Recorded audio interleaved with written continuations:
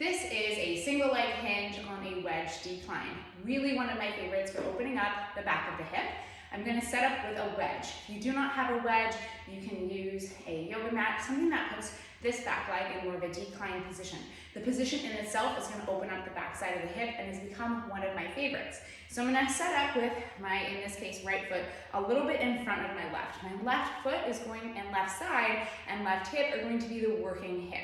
So I'm setting up in this staggered stance position with my right foot in front, and I'm gonna grab a weight and put it on the opposite side, what we call contralateral.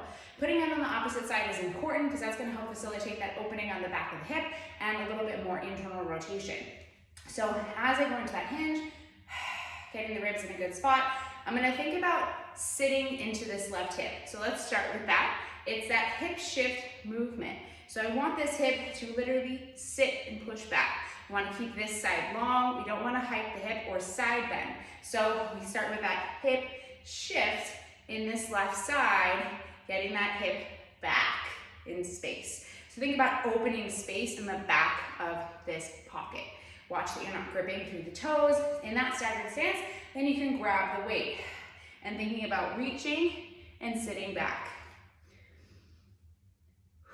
If you feel this in your low back, I want you to really think about reaching back and watching that you're not side bending and completely kind of contorting and twisting yourself. So really keep that staggered stance, sitting back and up. I like to sometimes even place my hand on the back pocket.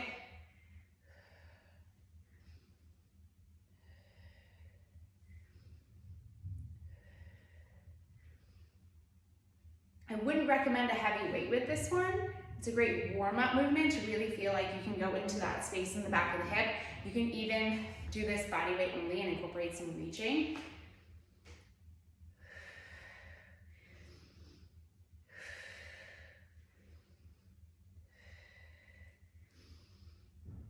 I'd work on some posterior pelvic floor release beforehand so you feel like you have some space to go in the back of the hip.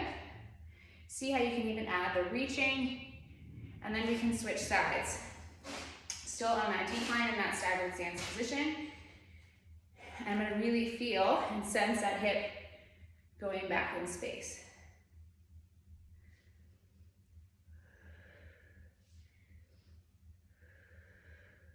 So this is your single leg hinge on a decline. Once again, really lightweight here, just working on sending the hip back in space, getting that hip shift. So you might want to start with some glute release to open up the backside.